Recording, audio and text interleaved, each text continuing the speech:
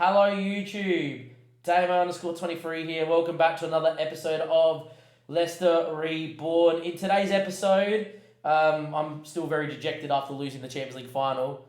But look, I've got something that is amazing. The board have announced permission to build a new stadium, and they're calling it after a Watts dad who built Leicester from the ground up. Who obviously died in that horrific helicopter plane crash. I am over the moon with that. That is so beautiful. That just brings life into perspective after losing a Champions League final. To see the game rename a stadium after someone that's died in real life is actually quite wholesome. Today's episode, I don't even know what it's going to be. It's going to probably be us looking at the squad. I've decided in my mind right now I'm going to make this team as world class as possible. I know we're all thinking about getting a heap of 18-year-olds in and turning this homegrown. No, I want that Champions League final. We are going to go world class. We've got money to spend. We've got a world class team, but with 100 mil, I could do some damage. Or I might not sign anyone. But yeah, look, new stadium. I love it. That's fantastic. 60,000 seater. That's pretty cool. I'll see you guys for the rest of the episode. But yeah, to come back with that is pretty cool indeed. Here we are, YouTube. Bit of a different part here. I haven't brought anyone into the team, but we have made a couple of sales, but more importantly, a lot of loans for some important players. I am keeping my eye out for world-class talent, but I'm not planning on doing anything else. Now, first thing I want to speak about is Preston's had so many bids from Dortmund. Don't get me wrong, I think he's a fantastic footballer, but it's now getting to the point where it's 50 mil. Would you take 50 mil? It's 32 mil up front for a guy that's 2-star. Getting close. I will say that I do think he's only going to get better, and he's homegrown, and as a backup goalkeeper for us, especially with Melier still being here long term, I think he's fantastic. So in that regard, I don't think you should sell, but 50 mil is a lot of money. I don't know what you would do. I'm very close as well. Tilted a bit next Peter Shieldon and keeping very, very well. Let me know what you would do. I haven't made a decision. I'm going to sleep on it because it is late. I'm about to go to bed. Secondly, in terms of other transfers, etc., there as well, we haven't really sold anyone but one of the youngsters. But there is a lot of loans, as you can see here. A lot of loans are equaling out some money throughout the year. More importantly, Warren's gone out for $1 million on loan. So we're going to recap these loans and a couple of the players that I have brought in as well. So I'm going to start with Jovan Milovic. Youngster, came through next gen, got him as an 18-year-old before he turned 19 as well. Fortunately, nationality is not going to be eligible, which makes no sense because he did come in at 18. Maybe he turned 19 before he joined. He did. So he joined obviously on the 1st of the 7th. He just turned 19. So unfortunate there, but he's someone that we're going to loan and look to sell worth 40 to 65 million. I think he's someone that could potentially grow into a world beater. But obviously someone will loan out. As you can see here, 1.9 mil. You're picking him up, aren't you? The other one though is either like Billerbrick and very much similar to Fuller, someone that is a very, very world class 10. If anything, he's going to be better because he's already got passing technique, first touch, flair, determination, decisions, vision, agility, and balance. As a 10, he is already good enough to play for us. And I honestly reckon with 1 year of first team football, he would be good enough to be in the first team, and he's got world-class potential. Has got interest on loan by Wolves in the Championship. He's from 100 split, 1.7 mil. He's someone that I'm planning to keep here. He will become homegrown and give him some minutes eventually. But yeah, a very good footballer and someone to keep an eye out. So those are the two signings there. But let's talk about the loans and the people that we've loaned out. Because there's some big loans here. Phillips has gone Sunderland, nothing really of note there to speak about. Dolan don't care. But the first one is Garcia's become homegrown now, which is great. Finally got him here. Needs to be playing more regular football, I agree. Valencia came in and loaned him, and they've loaned him as a regular starter. So for Valencia to go from myself barely playing to the Spanish First Division for a very good Valencia side who aren't in Europe but are a very decent side is important to see. Now, I don't know if he comes in and starts for Valencia, but he'll definitely get minutes. And I think he'll get minutes either out wide on the right or up front. It doesn't bother me where. In their projected lineup for the season in 4-4-2, you play wide right, which is perfect because all I want Garcia to do is go out into great facilities, which he's got, to go and develop. Now, if we're not going to really sign anyone unless it's world-class talent, we need to make sure that our loans, the guys that could become world-class, need the minutes to become world-class. Now that we're looking at just trying to win the Champions League, these guys, these 21-year-olds, these 22-year-olds, need to be playing week in, week out, regular football, big clubs, and Thomas Garcia has achieved that. Next on the list there from Garcia is Lynch. Lynch is gone out on loan again as well. SMCN came in for him, and he will play for them because he's a very good footballer. Lynch developed towards the end, and as you can see, he's starting to finally show progress to that potential. I could keep him here and look to use him, but he won't get many minutes, so I think it's better to loan him out again. He is already homegrown, obviously come through our academy in season 1, but never really developed here at my club. Let's see if he develops at SMCN. Now at SMCN, he wouldn't be their best player, but obviously they have great facilities, and if you look at La Ligue 1 season preview, they're predicted to finish 6th, and he's predicted to play wide right like he did for Getafe. Now, Getafe, he was used a touch at left back and wasn't, part of a better top flight side. He's now gone to a side that I should be pushing for Europe. So hopefully this is Lynch's next step up. Come for us, go to a side, bottom half, keep him in the Spanish First Division. Now go to a side pushing for Europe. If they make Europe, we loan him out there again. If he doesn't make Europe, we might even bring him in to use next year. But obviously Lynch is a fantastic player. We'll keep an eye on his development, of course, as well. Giuliano's gone to Cardiff. Not much to really say there. It's more the fact that he's actually got really good mentals and physicals, so he might develop into a bit of a footballer, but we'll keep an eye. The next one is Kane Fuller, and this is a big one here. He's gone away and played for Australia, and he's got 24 goals and 19 caps. He's fast becoming Australia's best player. He's always someone that looks meh, but he does look good. And he's gone now to Cologne. So after having a meh year at Augsburg, he got a lot of loan bids from Valencia. He got loan bids from Werder Bremen, Cologne. He got a loan bid from Hoffenheim. He got a loan bid from Wolves in the Championship to go be their main man up front in the Championship to get him back to the Prem. Ended up going to Cologne, who are fantastic in the Bundesliga. If you go to the season preview, I do think he won't start for Cologne because they've got Tielemans, Paulinho, Jonathan David. But what I think he will do is play a lot of minutes off the bench and play the occasional game for him. He's gone there as a regular starter to an important player. As you can see, there's so many 15s, like 1, 2, 3, 4, 5, 6, 7, 8, 9, 10, 11. And there's so many 14s that with regular football, he really could come back to us next year and be ready to be playing first team football at an amazing rate. I think he's a fantastic footballer. If we go to his contract details, he's meant to be used as I think it was a regular starter by memory, but we'll wait and we'll see, which is fine. Important player. There we go. Even better. Now Dino's gone to Go Ahead Eagles. For me, it's just loaning him out until we can sell him. And then the two big ones are here. Stuart Warren's 5 stars, gone to Hoffenheim. Hoffenheim came in for him. I didn't even offer him out for loan because I was tempted to use him. Hoffenheim, obviously a fantastic football club, but they needed a left back and they've come in for Warren. So if you can see here, Hoffenheim is going to be playing Warren at centre-back or at left-back and start for them every week in the Bundesliga. This man has gone from barely developing to now looking very well-rounded to a point where I think in a year's time he could be pushing Luke Thomas to be our backup left-back. And look, I think he's going to be very good for the future, so one to keep an eye on. And then lucky last, but most importantly, it's a man I'm very excited about. That's Chris Aspin. He's gone to Valencia as well. So we've got Garcia and Ashby at Valencia. Now, for me, Ashby doesn't get into Valencia's first team, but he will play minutes. And now this is the big test for him because you've loaned him out to Denmark where he's done so well and it's got 21 and 29 and 26 and 31. He now goes into a Valencia side where I don't think he will be nailed on, but I think he will get minutes for Valencia. And that's the thing. I want to see him fight and really push to get minutes. I don't think getting over Unal, he might towards the end of the season when Unal gets a little bit more legless, being a bit older.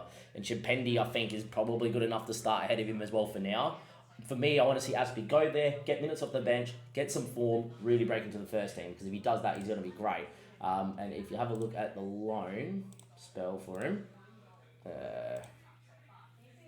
eventually clicking around again, Ashby's meant to be an important player there too. So an important player, an important player, an important player, an important player, and an important player at a lot of the clubs. That's really good for us. These guys here, we all need to keep an eye out. Garcia, Lynch, Fuller, Warren, and Ashby with a really good loan spell right now could come back next season and season 8 and all be part of the first team, which could be huge as well. In terms of what we're going to do for the rest of this episode, look, I've already won the Community Shield a few times. It's late as well, so I'm not going to be filming it tonight. And, you know, the Premier League, we've won it the last 2 years. We've won the Cabaret Cup now. We've won the FA Cup a couple of times. So we're really going to focus on just giving you results in the league and whatever and focus predominantly on the Champions League for now. And obviously keep an eye on the development of footballers. In terms of the team, nothing much needs to change. We look very, very, very, very, very, very good at the moment. The team looks in great spot. I don't think we really need to sell anyone. If anything, I think if the good loan bid came in for Stravel to go to a Premier League club, we probably would do it. But outside of that, the team is in a very good spot, and we are, at the moment, predicted to finish fourth. We have Vélez, Elise, and Livramento in the Media Dream 11. And I reckon our best lineup is that, which I always disagree with because I think Hassan definitely plays on the left and Turab definitely comes into the middle. Welcome back in YouTube. A pretty quick one here. We've actually had a very low-key board takeover happen. Our former chairman, which was obviously the son of the chairman that originally owned Leicester, has decided to take a step away, and it's actually one of our former chairmen, Christopher Robertson, that's taken over. So there is no plan for any personal investment or any sort of future investment from the board. Unfortunate, because I really do think if this came during a time where our bank balance was around the $9 to $7 million mark, we would have got some big investment into the club. So unfortunate to watch a takeover happen and then not have any money come in, but that's fine. Second thing as well, we have made quite a large bid. Now, it's twofold, this bid here. Firstly, Jamal Zan keeps getting offers, and look, as much as he's homegrown, he's fantastic, and I do love him. I really do think that getting a better backup right back for a world-class side like ourselves is huge. So as much as Jamal came in, did a decent job last year, he's not bad. We might look at accepting one of these bids here for Jamal as well. This is a negotiable 15.5 mil bid. He has no interest in joining VFB, but I really do think that he would talk to him, considering they will offer him a first team player. Second thing as well is we've made a bid on the in regarding this as well, and his name is Jean Dijim. And first thing with Jean is he's got a very strong left foot, a very strong right foot. Secondly, he's one of France's best youth prospects for right back as well. I would disregard this star rating because that always seem to muck around. He looks fantastic. He's so well-rounded mentally and physically that with some development he would be fantastic, and a lot of 10s in the technical area, which means by the time he's homegrown he'll be 20 years of age and should be an awesome footballer by that stage as well. Someone that can play left back and right back like Sam Carter and Livramento. It's very similar to what we've got as well, which is superb moving forward. So plan is to sign Jean. This is what the fee would be. So it's 11.25 mil up front, 19.5 mil over 3 years. We've got plenty of money for that in the bank. 8 mil once he plays 50 games, which will happen. 2.5 mil once he plays 20 games for France, which I think over time will eventually happen. And 1 mil when we win the Champions League. That is a total of 42.5 mil over time, which I think that they will hit, but I think it's worth it. I think it's very low risk. I think over the time, splitting it over the 3-4 years, we'll know by the age of 20 if he's going to really be worth that or not. And I don't see a world where he won't be. So, I think he's fantastic. He just had a scout report done by Alan Rivas, who I don't think is great. My previous scout report was that he was a 5-star must-sign prospect. I'm really, really, really happy with him to come in if he does. In terms of what we're going to do for the rest of this video is I am going to break down the first month of August to end off the video. I'll also show you any future signings and sales, and then at the end of this video we'll give you the goals or some of the goals of these games here between Bournemouth, Everton, Southampton, Brighton and Chelsea. Let you know what the Champions League group league phase looks like, and obviously hallmark a game to come back and give you guys as the next episode as well. Okay, YouTube, we've just about finished off the month. We've got our group stage draw sort of thing, the league phase. Bayern Munich again, Dortmund, Sturm Graz, Villarreal, Porto, Milan, Red Star, who we lost to last time, who we played in the Champions League, and OJ Nice again as well. If you look at that on paper, after Bayern Munich and Dortmund, we probably should go on and win the rest of these games. I know Porto have made a semi-final and a final in the last 4 seasons in the Champions League, but at home, I really do back us to get through. The issue shouldn't be getting through the group. As it so stands, the next game in this, that I should give you is Bayern, because, defending, they won it the past 2 years. We knocked them out in the semi-final last year. We play them every single time. I think I will, but I was kind of hoping to give you a game kind of in the middle around here. I'm almost tempted to go, I'll give you Porto, because they've made it deep in the Champions League a lot. But it depends on how I feel. It depends on what you want to see. I don't want to clog up too many episodes considering a lot's been done. Now, in terms of the season, this always says championship, I don't know why. But yeah, we're top on the table, which is great. We are 7 goals already under our expected XG. We have dominated every side we've played, and we have failed to score a lot. XGA of under 2, we've only conceded 2 goals all season, a plus ahead of our goals, and we're expected to be top. So good spot to be in. We beat Bournemouth 1-0 away from home there. Smith Rowe scoring 3.64 XG. Bournemouth yet again doing what they did last year when they made the Champions League. Be interesting to see how they go in the Champions League as well. Against Everton, we won 1-0. 2 goals expected on target. Beat Southampton 3-1 as well. And in this one, we actually played Stravroot out at right back. You might be thinking, Damien, why is that? Well, mainly put, when I signed Jean Jim, because I've signed people from Europe, they generally move at 16, 17 years of age. I didn't know Frenchmen wait until they were 18 to move leagues. I didn't think that was a thing. But he's not here till next year, which means I don't have a right back because, yes, I did sell Jamal. Because why wouldn't you have sold Jamal, who's only a 2.5-star player, who does not got very good technicals, even though his mentals and physicals are not bad. Of course, you're taking the money and off you go. So Jamal is someone that I did sell, which means that I'm actually training young Stavru to play right back. I think it's great because obviously there's a footballer in him. He's had some really good loan spells out, obviously at Hearts, where he's developed really well. And secondly, he's more, well-rounded technically, mentally, and physically than Zamal. Where Zamal was obviously just a technical, or Jamal Zand is just a physical up and down animal. Stavro has a bit more about him, and it means we can actually see if he's worthy of staying or if we loan him or we sell him or whatever. So Stavro's going to learn to play right back. He's got obviously high adaptability because he can play anywhere down the spine, which is obviously very good as well. On the same note, I'm actually training Ogbu to play left back because I think they're both very similar, and I think if we can get Ogbu minutes at left back and through the middle, this guy's obviously going to be a worldie as well. So keep an eye out for that. We then obviously, lucky last, played Brighton. We won 1-0 yet again, scoring under our XG, needing a 95th minute winner from Silva. You might think I'm rushing. Australia play and are currently about to go out there in just a second as well. But yeah, 95th minute, we tried everything to score, nothing would work, and eventually it falls to Yaya, who plays it across the Silva. Great ball to do that as well. And with that being put, we then lastly had Chelsea, who have not started well in the Premier League. I think they're bottom after the first 5 games. Velez scoring a hat-trick, and I'll show you the hat-trick here. But yet again, scored 3 goals, expected XG of 4. We have underperformed our XG in every game. However, we've won every game, and I think that's all that really matters, is that you win the games of football and off you go.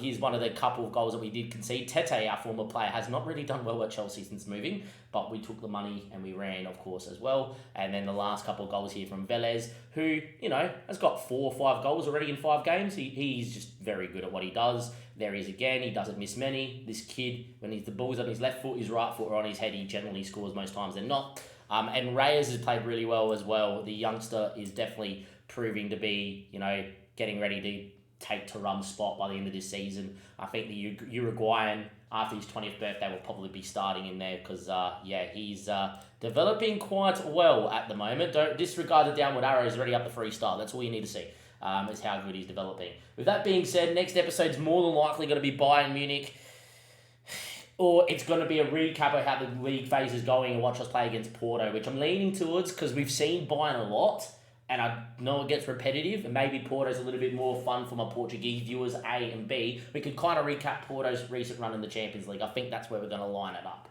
With that being said, as always, links down below. Come follow us live on Twitch. This season's going to be a lot more of these sort of videos, recapping, certain months and, stuff like that, just to keep everything ticking along. We've completed everything but the Champions League. Doesn't get exciting until after the group league phase is done, and that's where we'll probably focus most of our time for the episodes upcoming. With that being said, I'll see you guys next time. Thank you yet again for checking out another episode. Links down below. Give it a like. Subscribe to the YouTube channel. And if you didn't watch last episode, just a side note, it was a goal compilation for Jorge Luis Velez. Definitely check that out too. Thank you and goodbye.